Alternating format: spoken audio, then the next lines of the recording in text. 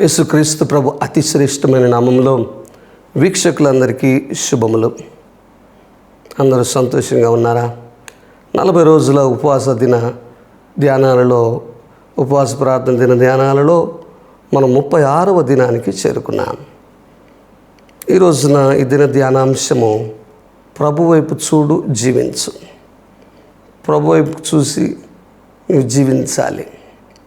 Bible గ్రంథంలో మనం చూసినట్లయితే సంఖ్యాకాండం 21వ అధ్యాయం 4 నుంచి 9 వచనాలు, సంఖ్యాకాండం 21వ అధ్యాయం 4 నుంచి 9 వచనాలు చూస్తే అక్కడ ఇశ్రాయేలీలు వారు దేవుడు వాగ్దానం చేసినటువంటి స్థలానికి వెళ్ళేటటువంటి ఆ ప్రయాణంలో జరిగినటువంటి ఒక సంఘటన, వాగ్దత్త దేశమైనటువంటి కనానుకు చేరుకునే మార్గములో, అరణ్య మార్గములో జరిగినటువంటి సంఘటన ఇక్కడ రాయబడతా ఉంది. వారు ఎదోము దేశమును చుట్టిపోవాలనని హోరు కొండ నుండి ఎర్ర సముద్రం మార్గముగా సాగినప్పుడు మార్గాయాసము చేత జనుల ప్రాణము సొమ్మసిల్లెను. కాగా ప్రజలు దేవునికిని మోషేకును విరోధముగా మాటలాడి, ఈ అరణ్యములో చచ్చుటకు ఐగుప్తుల నుండి మీరు మమ్మల్ని ఎందుకు రప్పించితిరి? ఇక్కడ ఆహారము లేదు, నీళ్లు లేవు, చవిసారము లేని ఈ అన్నము మాకు అసహ్యమైనదని గొనుగుతూ ఉన్నారు.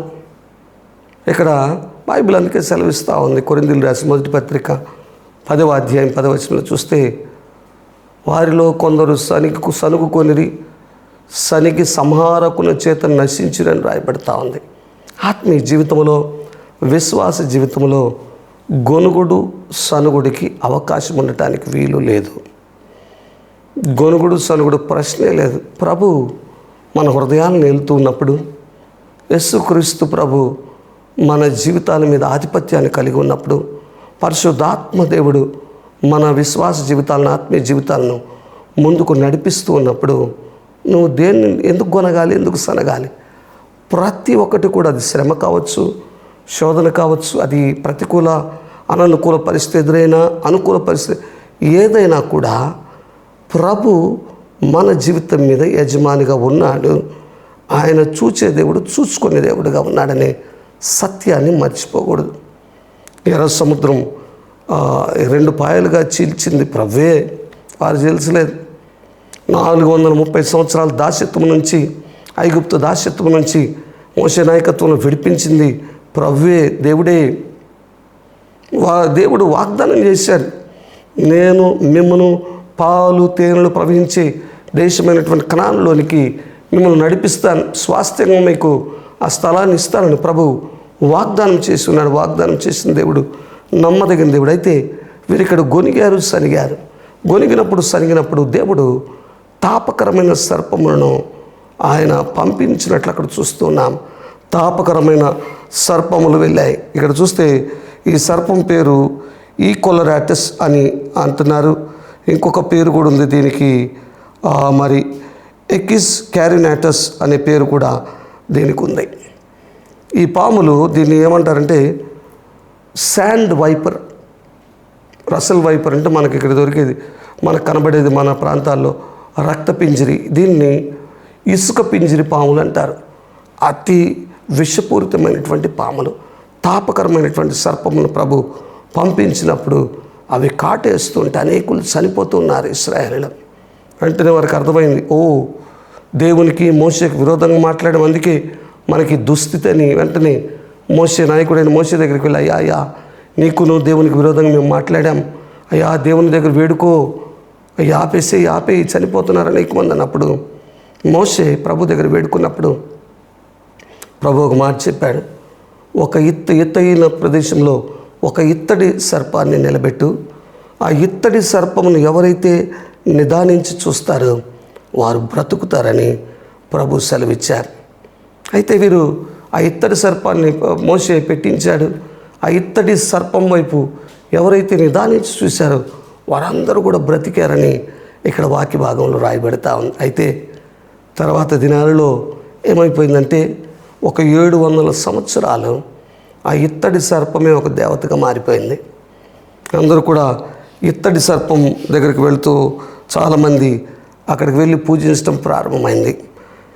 మరి నెహుస్తాన్ అన్నారు. నెహుష్తాన్ అంటే మరి ఇత్తడి సర్పం పేరిట అక్కడ కానుకలు కూడా వేస్తూ ఉన్నారు, డబ్బులు వేస్తున్నారు ఆ సర్పం దగ్గర. ఈ సర్పమే మమ్మల్ని అప్పట్లో మా పితరుల కాలంలో బ్రతికించింది, పాము కాటు నుంచి బ్రతికించిందని చెప్పుకుంటూ ఉన్నారు. అందుకే రాజు అయినటువంటి హిజ్కియా 2 రాజుల గ్రంథం 18వ అధ్యాయం 4వ వచనంలో చూస్తే అక్కడ రాజు అయిన హిజ్కియా ఈ సర్పాన్ని పడగొట్టించేశాడు. ఇది ఒక విగ్రహంగా మారిపోయిందని చెప్పి దాన్ని పడగొట్టించినట్లు బైబిల్ గ్రంథంలో 2 రాజుల గ్రంథం 18వ అధ్యాయం 4వ వచనంలో రాయబడతా ఉంది. ప్రియ సహోదరి సహోదరుడా, ఈ రోజున ఇత్తడి సర్పంలో శక్తి లేదు, బాగా గుర్తుపెట్టుకోవాలి. బైబిల్ ఏమని సెలవిస్తుందంటే కొలసీలకు రాసిన పత్రిక 2వ అధ్యాయం 17వ వచనంలో చూస్తే ఇవి రాబో వాటికి ఛాయయే కానీ నిజస్వరూపము క్రీస్తులో ఉంది, శక్తి దేవునిలో ఉంది.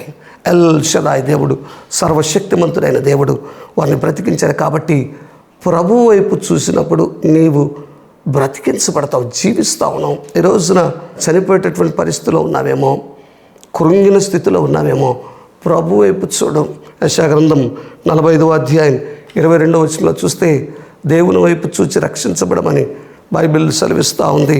బైబిల్ గ్రంథంలో చూసినట్లయితే యోహాను సువార్త 6వ అధ్యాయం 40వ వచనంలో చూస్తే ఆ కుమారుడు వైపు, దేవుని కుమారుడైన యేసు క్రీస్తు ప్రభు వైపు చూచి రక్షణ పొందుకోమని బైబిల్ సెలవిస్తూ ఉంది. ఈ రోజున ప్రియ సహోదరి సహోదరుడా, నీవు ఎవరి వైపు చూస్తున్నావు? మనుషుల వైపు చూస్తున్నావా? దైవజనుల వైపు చూస్తున్నావా? ప్రవక్తలు అనే వారి వైపు చూస్తున్నావా? వారు దైవజనులు ఏమీ చేయలేరు, కేవలం ప్రార్థన మాత్రం చేస్తాం. అద్భుతము చేసేది ప్రభువే, సర్వశక్తిమంతుడు ప్రభువే. కాబట్టి ప్రభువు వైపు చూద్దాం. హెబ్రీయులకు రాసిన పత్రిక 12వ అధ్యాయం 2వ వచనంలో పౌలు అంటాడు, విశ్వాసానికి కర్త, దాన్ని కొనసాగించు, యేసు వైపు చూచు ముందుకు సాగిపోదాం. ఉన్నతమైన ఆ పిలుపున కలుగు బహుమానాన్ని పొందుకోవటానికి మనం ముందుకు సాగిపోదాం. ఈ రోజున నువ్వు ఏ స్థితిలో ఉన్నా సరే విశ్వాసంతో ప్రభు వైపు చూడు. ప్రభు తన మహిమను నీ జీవితంలో కనపరుచును గాక. ఆమేన్.